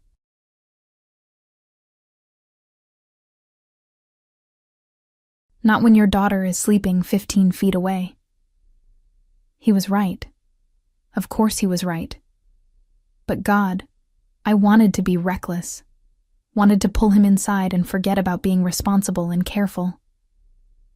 Tomorrow, he said, pressing one more soft kiss to my lips. Dinner again? And the day after? And the day after that? Until you stop looking surprised that I keep showing up. Dante, say yes. Yes, I breathed, helpless against the pull of him. He smiled. A real smile, warm and genuine. Now lock this door behind me, and text me when you're in bed so I know you're safe. He left before I could respond. I locked the door, checked on Lily, still sleeping peacefully, and collapsed onto my bed. My phone buzzed. Dante. Already missing you. Tomorrow can't come soon enough. I stared at the message, my heart doing complicated things in my chest. This was dangerous, reckless, everything I shouldn't want. Me. I'm in bed, safe. Thank you for tonight. Dante. The first Sleep of well, many. Emma. Dream of me. I did. God help me. I did. The next 3 weeks felt like living in a dream I was terrified to wake from. Dante kept his word. Dinner the next night, and the night after that, and after that. Sometimes at expensive restaurants where waiters knew his name. Sometimes at small hidden places he claimed served the best food in the city.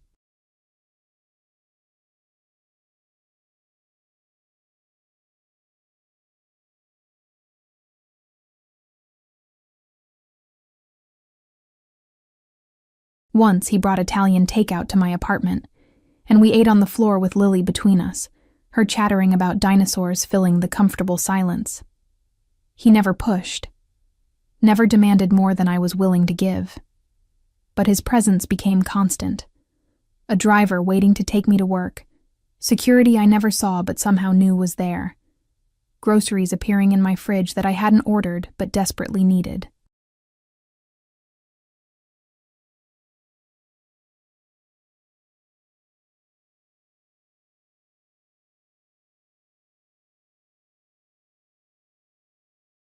You have to stop, I told him one evening, as we walked through a park, Lily running ahead to chase pigeons. The gifts, the help, it's too much. It's not nearly enough. His hand found mine, fingers threading through like they belonged there. Let me do this, Emma.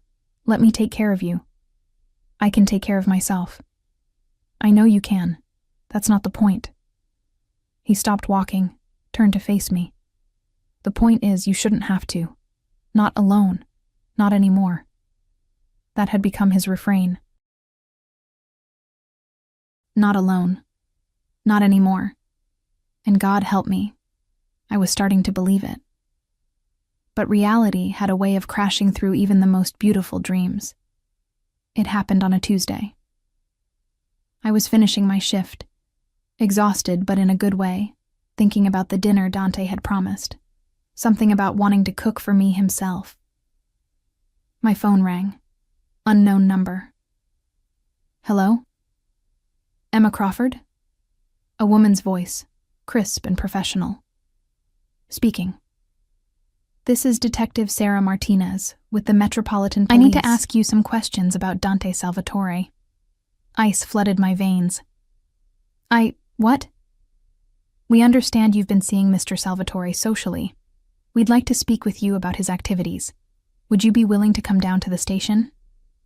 Am I in trouble? No, ma'am. We're simply gathering information. But your cooperation would be appreciated. I hung up, my hands shaking. Stared at my phone like it had transformed into a snake. Police. Questions about Dante. Activities. Import-export, he'd said. Gray areas. Not a good man. What had I gotten myself into? What had I exposed Lily to? My phone rang again. This time, Dante's name flashed on screen. Emma. His voice, smooth and dark. Where are you? Hospital, finishing shift. Dante, the police just called. I know. Don't speak to them. Not a request, an order. Don't say anything, don't go anywhere. I'm sending a car. 5 minutes. What's happening?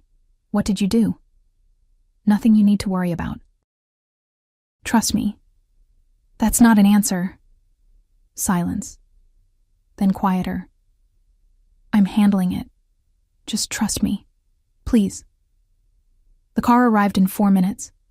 Marco drove in silence while I sat in the back, anxiety twisting my stomach into knots. We didn't go to Dante's office or my apartment. Instead, we pulled up to a high-rise downtown, one of those buildings that screamed money and power.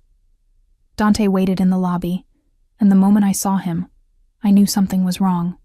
His jaw was tight, his shoulders tense. 2 men in expensive suits flanked him. Lawyers, I realized, not guards. Emma. He caught my hands, his grip almost painful. I need you to listen very carefully. Tell me what's happening. There's an investigation, federal. They've been building a case against certain business associates of mine. People who deal in things far more illegal than what I do. But the investigation is broad. They're looking at everyone connected. I couldn't finish the sentence. You're not implicated. You've done nothing wrong, but they'll try to use you to get to me. They'll ask questions, imply things, try to scare you into cooperating. His hands moved to cup my face. I need you to not speak to them without legal representation. These men, he gestured to the suits beside him, will handle everything. Dante, what exactly do you do? The truth. I need the truth. His eyes held mine, and I saw conflict there. Pain, then resignation. I run a shipping operation. Legitimate goods, mostly.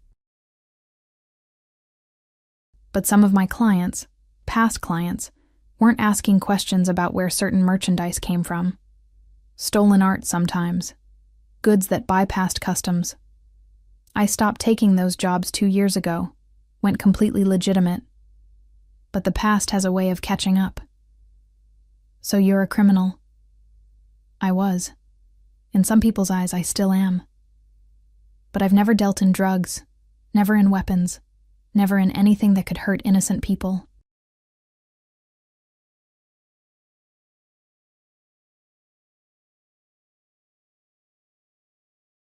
And I've spent the last 2 years trying to build something clean, something I wouldn't be ashamed of.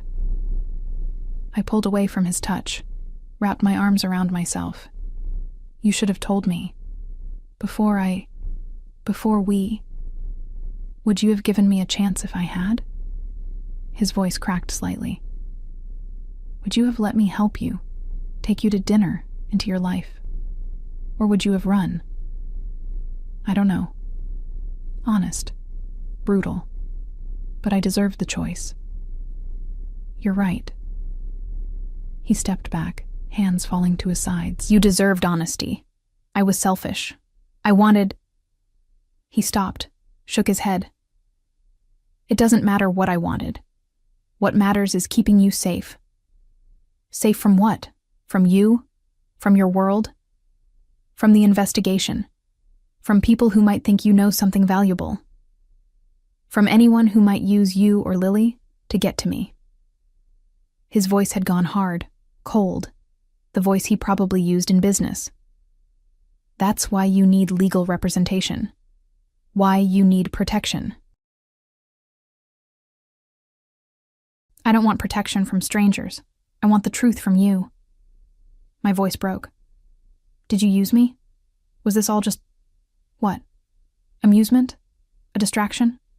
No. The single word came out fierce. Emma, no. Everything I told you was true. Everything I feel. He stopped himself, jaw working. You weren't a game. You were the first real thing I'd felt in years. Were? The past tense hit like a slap. Are. He closed the distance between us again, desperate now. Are. Present tense. But I won't ask you to stay in this mess. Won't ask you to risk anything for me. If you want to walk away, I'll make sure you're protected. Make sure no one bothers you. I'll disappear from your life like I was never there. The offer hung between us. An escape. A return to my safe, exhausting, lonely existence.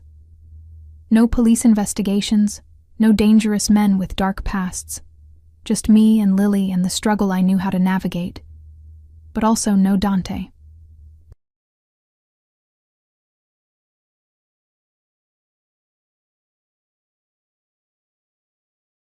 No more dinners where I laughed until my stomach hurt. No more feeling seen, valued, protected. No more falling asleep thinking about dark eyes and gentle hands and a man who looked at me like I was precious. I need time, I whispered. To think, to figure out what this means. Pain flickered across his face, but he nodded. How much time? I don't know. A few days? A week? Take whatever you need. He pulled out his phone, typed something. But take this. He handed me a card, heavy stock, embossed lettering, a name and number. Robert Chen, best defense attorney in the city. If the police contact you again, you call him immediately. He'll handle everything, already paid for. Dante, not negotiable. Steel in his voice. Your protection isn't something I'll compromise on, ever. Marco drove me home in silence. I collected Lily from daycare, made dinner on autopilot, went through bedtime routines while my mind spun in circles.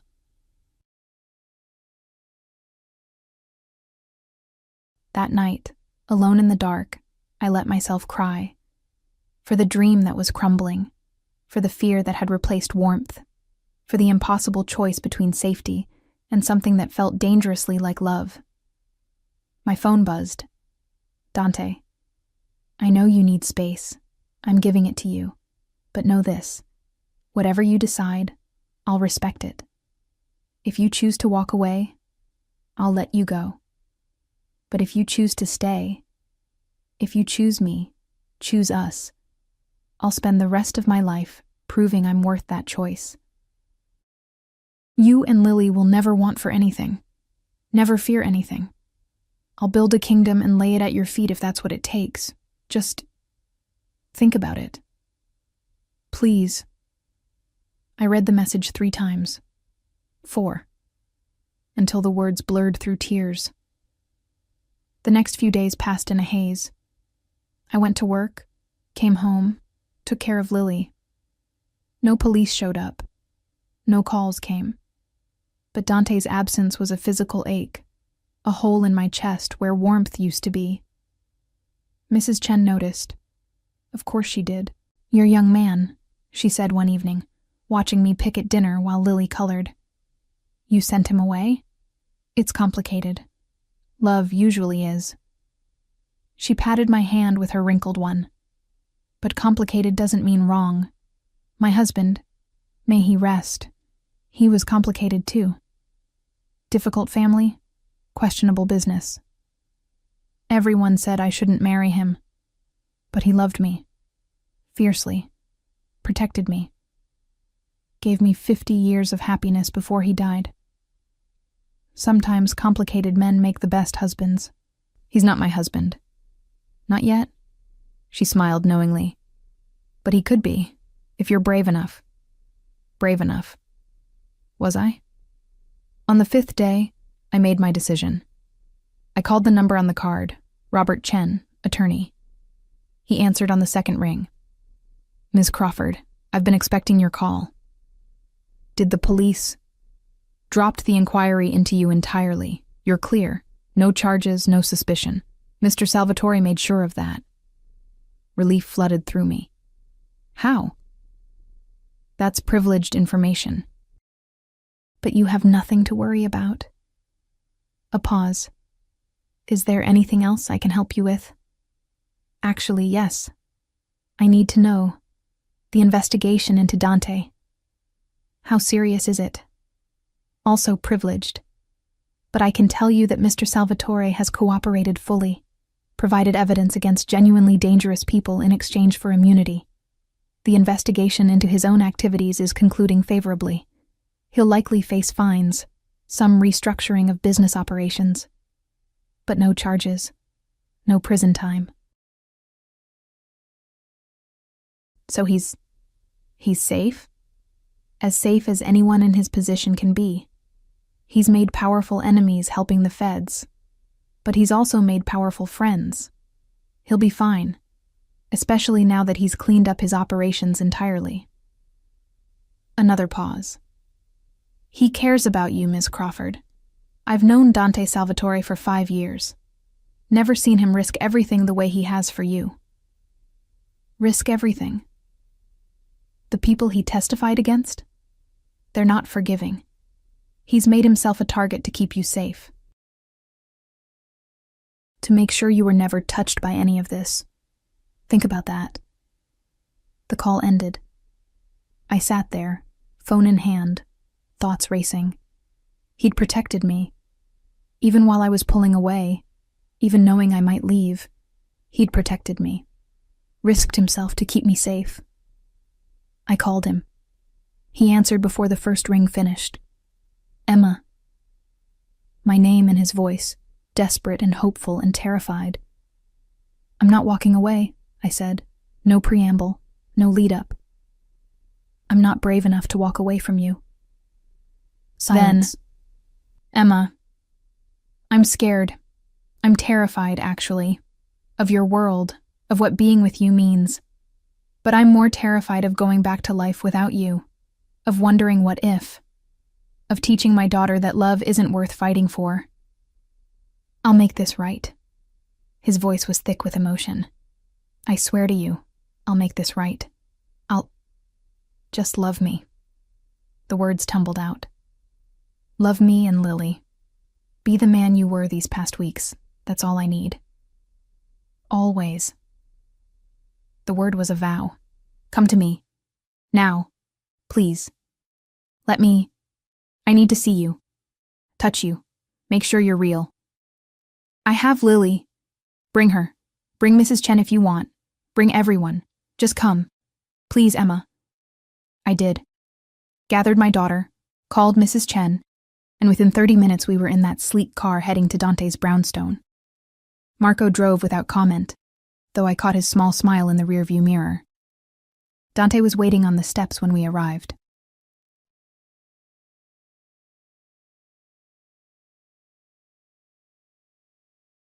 He looked wrecked, hair disheveled, shirt untucked, shadows under his eyes, like he hadn't slept in days.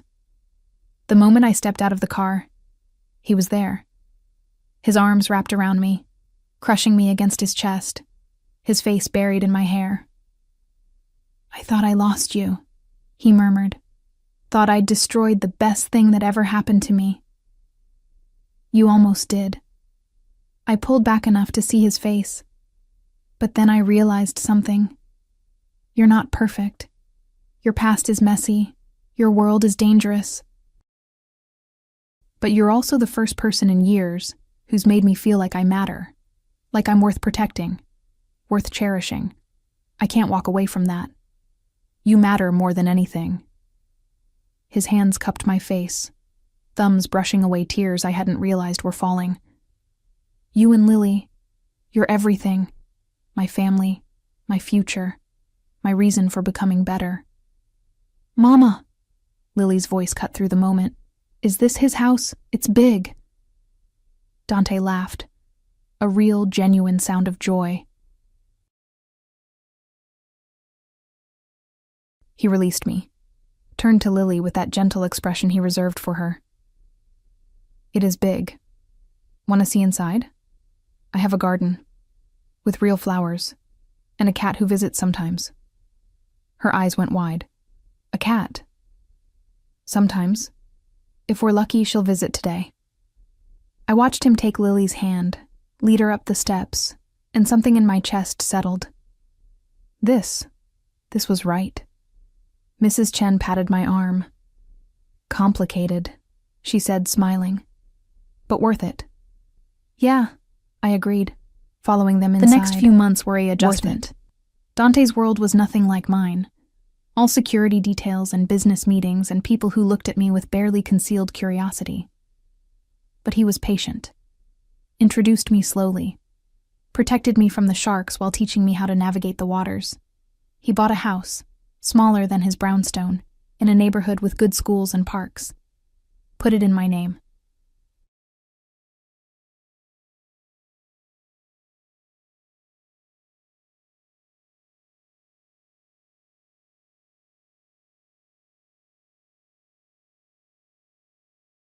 Filled it with furniture that Lily helped pick out, and security that stayed invisible but present. I don't need a house, I'd protested. But Lily does. A real home. A yard to play in. Her own room. Let me give her that. Let me give you that. I couldn't argue. Not when my daughter's face lit up at the sight of her princess bedroom. Not when I had a kitchen that actually had counter space.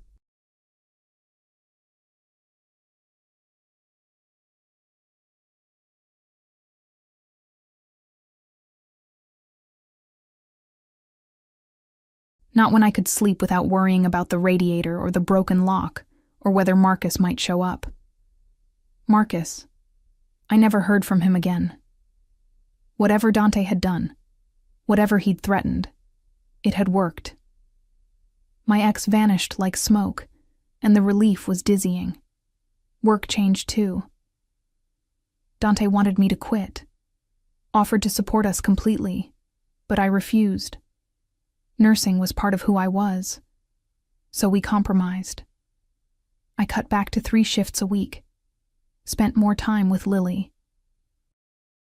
Started actually sleeping, actually eating properly, actually living instead of just surviving. And Dante, he was there, every day. Sometimes just for dinner, sometimes for whole weekends where we'd play with Lily in the park or cook together or simply exist in comfortable silence. He never pushed for more than I was ready to give, but the wanting was there, simmering between us, building with each touch and stolen kiss. 6 months after that first elevator ride, he proposed.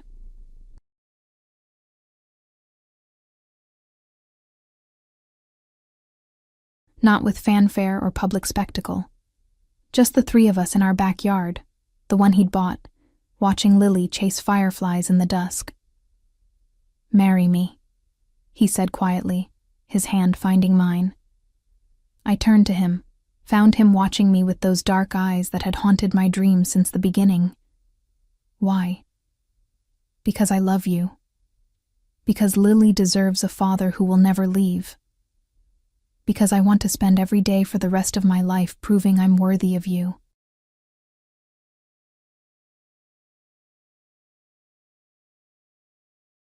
Because when I picture my future, you're the only thing I see.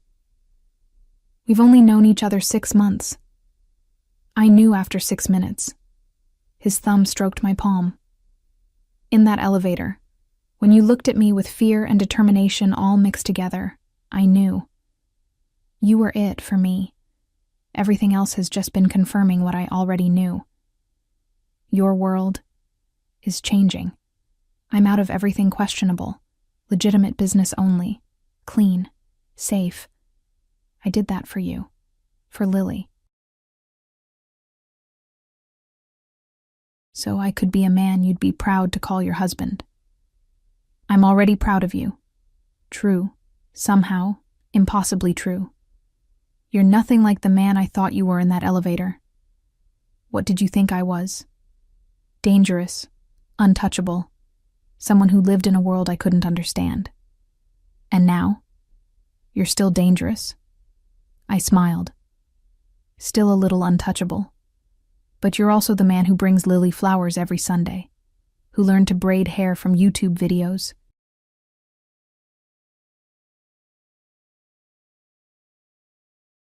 who holds me when I have nightmares about losing her, who makes me laugh and feel safe and believe in things I thought were only in fairy tales. Is that a yes? That's a yes. I pulled his face down to mine, kissed him soft and slow. On one condition. Anything. You teach me about your world. No more secrets. No more protecting me from knowledge I should have. We're partners, equals, even if your world scares me sometimes. Deal. He kissed me again, deeper this time. Partners, equals. Always. Mama, Dante! Lily's voice interrupted us. She ran over, fireflies forgotten, her face bright with excitement. I caught one. I caught a firefly. She opened her cupped hand slightly, revealing the gentle pulse of light within. Beautiful, Dante said, but he was looking at me, not the firefly. Make a wish, Piccola. What should I wish for? Lily asked. Whatever your heart wants most. She closed her eyes, concentrating hard. Then opened her hands, letting the firefly drift upward into the darkening sky. What did you wish? I asked. That we could stay together forever. She looked between us. All three of us. Is that okay? Dante knelt down, pulled her into a hug. That's more than okay. That's perfect. I watched them, my daughter, and the man who'd become her father in every way that mattered, and felt something settle in my chest. This was it. This was home. We married 3 months later. Small ceremony. Just us and Mrs. Chen, and a few of Dante's people who'd become friends. Lily was flower girl, taking her job with utmost seriousness. She wore a white dress and scattered petals like she was blessing the ground we walked on. Dante cried when he saw me in my dress, simple white, nothing elaborate, but enough. His vows were in Italian first, then English, promises of protection, love, partnership, of building a life together.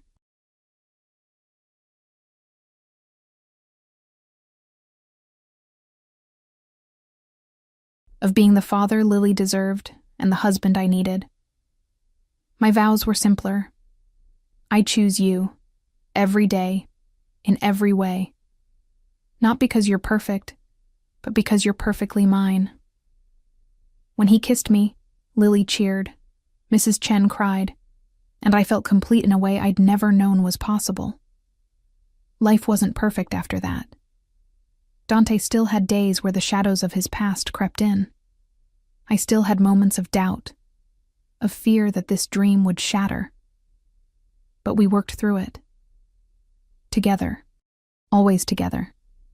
He adopted Lily officially. She became Lily Salvatore, and the pride in his eyes when the papers were signed made my heart swell. She called him Papa now, unselfconsciously, like he'd always been there. We had another child 2 years later, a son we named Marco, after the guard who'd been there that first night and had become Dante's closest friend. Then a daughter 3 years after that, Grace, who had Dante's eyes and my stubborn streak.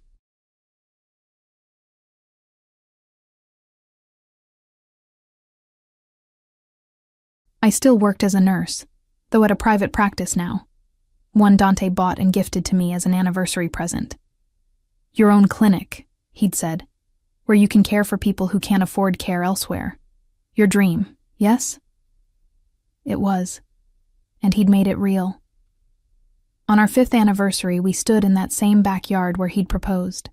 The kids were inside with Mrs. Chen, who'd moved into our guest house and become the grandmother they all adored.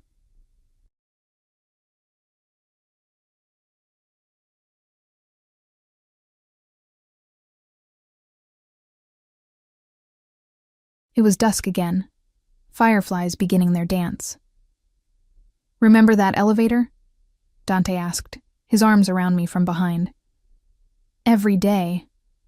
I leaned back against his chest. Best elevator malfunction of my life. I used to think I was protecting you that night. His voice was soft, contemplative. But really, you saved me. You and Lily. You gave me a reason to be better. To build something worth passing to our children. We saved each other. I corrected. That's what love does. The firefly landed on my hand, its light pulsing gentle and sure. I watched it for a moment, then let it fly free, up into the darkening sky, joining its companions in their eternal dance. Make a wish, Dante murmured. I closed my eyes, but I had nothing to wish for.